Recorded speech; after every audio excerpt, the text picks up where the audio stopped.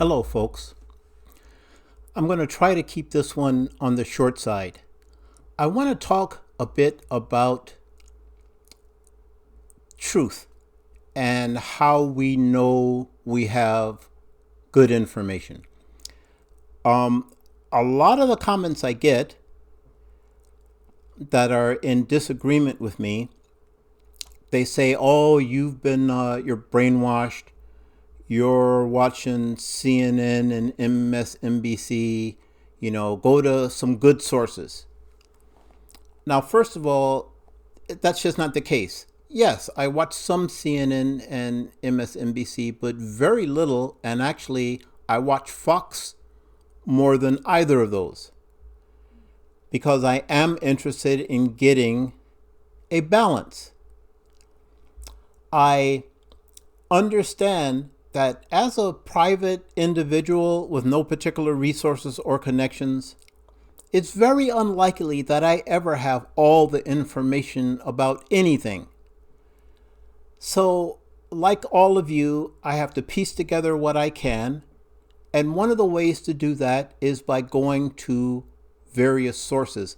Now, every single person well, not everyone necessarily, but most of you who have this thing about, oh, you're only listening to this one and that one, you should get some better sources. I've been asking, I say, please share with me what sources have you found that you can rely on? And I'm not getting anything back. The invitation stands, though. I would like to know what it is you listen to. Is it Newsmax? Is it, there are lots of sources out there, and I can't possibly go to everything. But let me tell you the kind of some of the main ones I go to. The New York Times is high on my list. They have credibility with me in terms of factual reporting. National Public Radio, I think, tends to be quite factual. Fox News, the news division, I find generally to be factual. There are some other sources that are non-U.S. sources. So I live in Canada. CBC is very good. The BBC is very good. Al Jazeera, I think, is surprisingly good. Now, Al Jazeera is owned by and I can't even remember, forgive me, one of the Middle Eastern governments. But the information is very often helpful and illuminating. And one of the things I like about all of these non-U.S. sources is that they often hit on topics or perspectives that the domestic media just doesn't get around to. If I find a news item and the New York Times says something about it, and the Fox News says something about it, and Al Jazeera says something about it, and they all pretty much are aligned in terms of facts, then my trust goes up. I feel pretty confident that what is reported is the case. So that is the case, let's say, with the attacks on the fishing boats off of Venezuela. I'm not finding a lot of inconsistency in terms of the facts.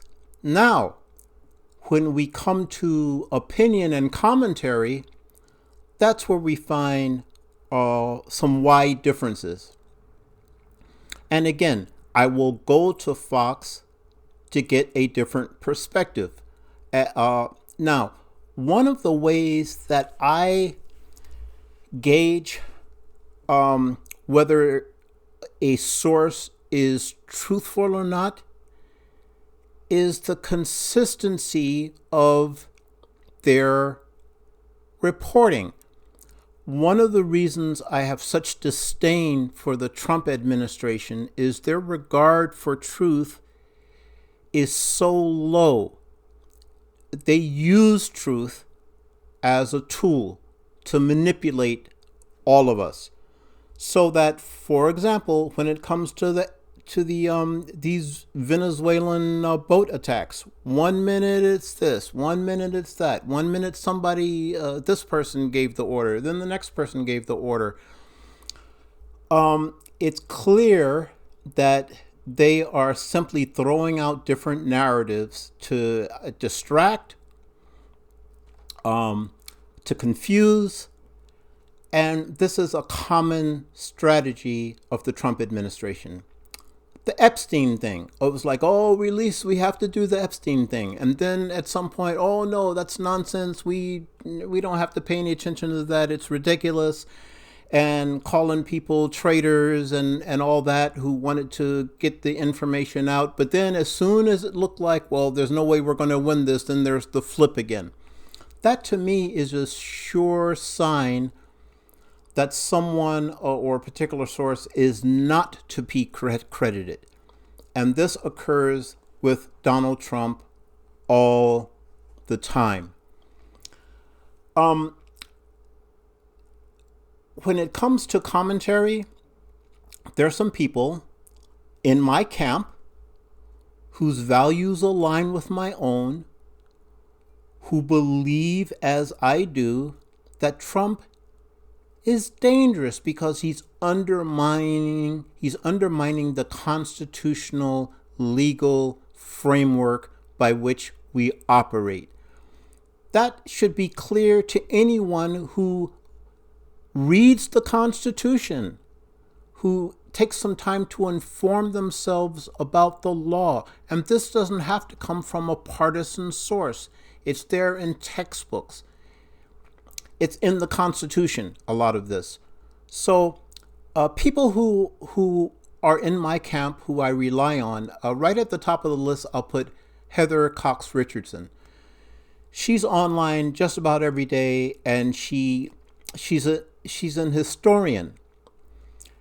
And so she gives a lot of context, historical context, looking at other instances of controversies or legal efforts or Supreme Court rulings or whatever. I find that tremendously informative. Robert Reich, who was an economic advisor, I think, in the Clinton administration, wonderfully informative. And again, he gives context to some of the matters of the economy. So these are very useful.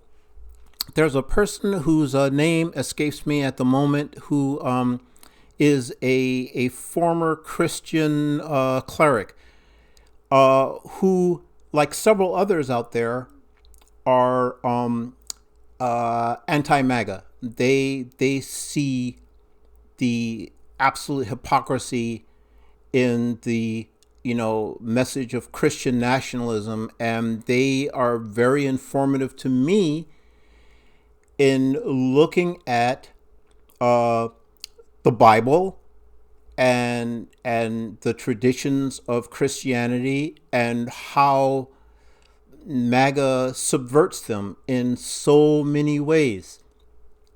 Now, there are a bunch of other people, and I'm going to make it a point to include links to some of the people I consult in the descriptions of my my videos. But I urge those of you out there, if you have other sources on the right that you feel are credible, that you want to share them with me. And I can't promise I'm going to pass all of them on, because I'm not interested in, I'm not interested in the fringe, cultish.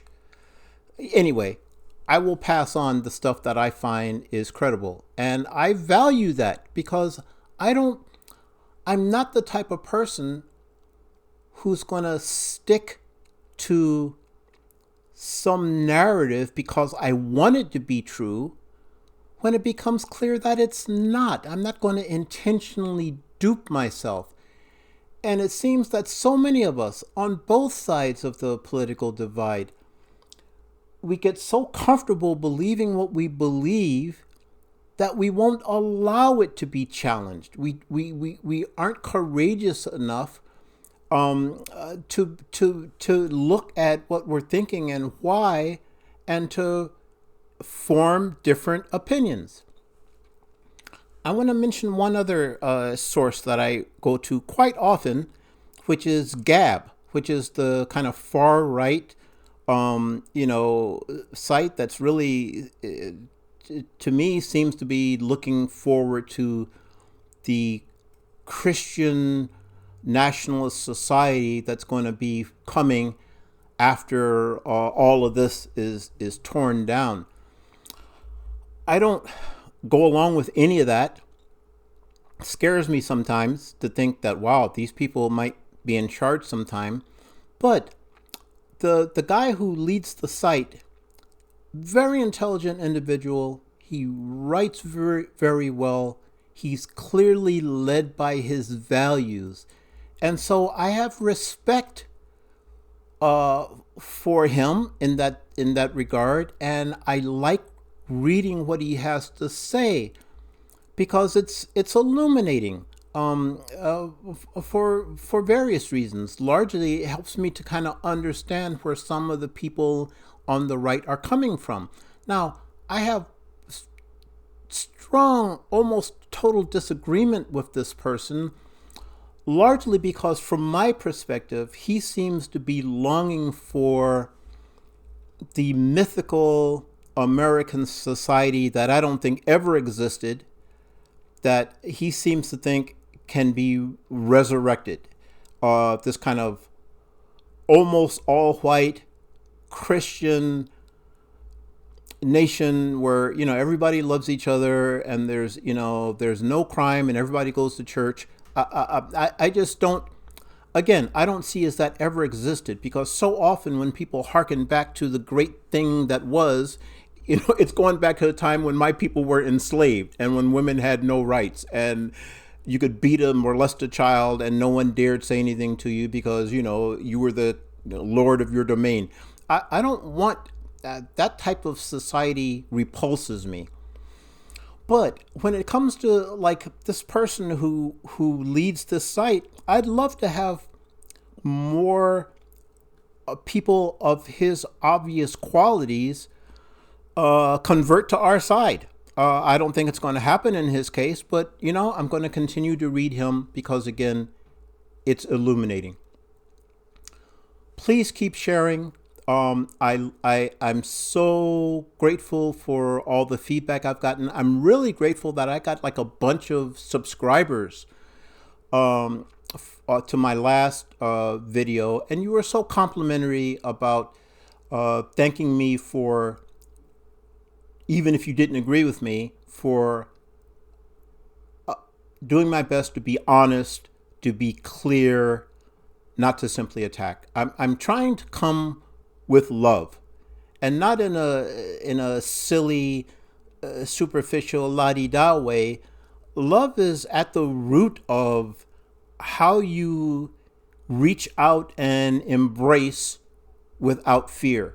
So yeah, I want that for all of us, and I don't want it just for the United States. I'm not an America first person by any means, because I believe the lives of, I'm an earthling, as a dear friend of mine once said years ago. I believe that we all have a place on this earth, and I think that it's our duty as Americans who have so much of the power and so much of the wealth that we find more ways to share it, not just domestically, but internationally. So that's it, folks. Thanks. See you next time.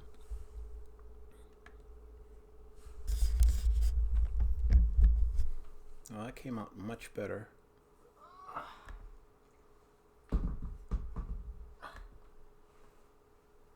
This is for the one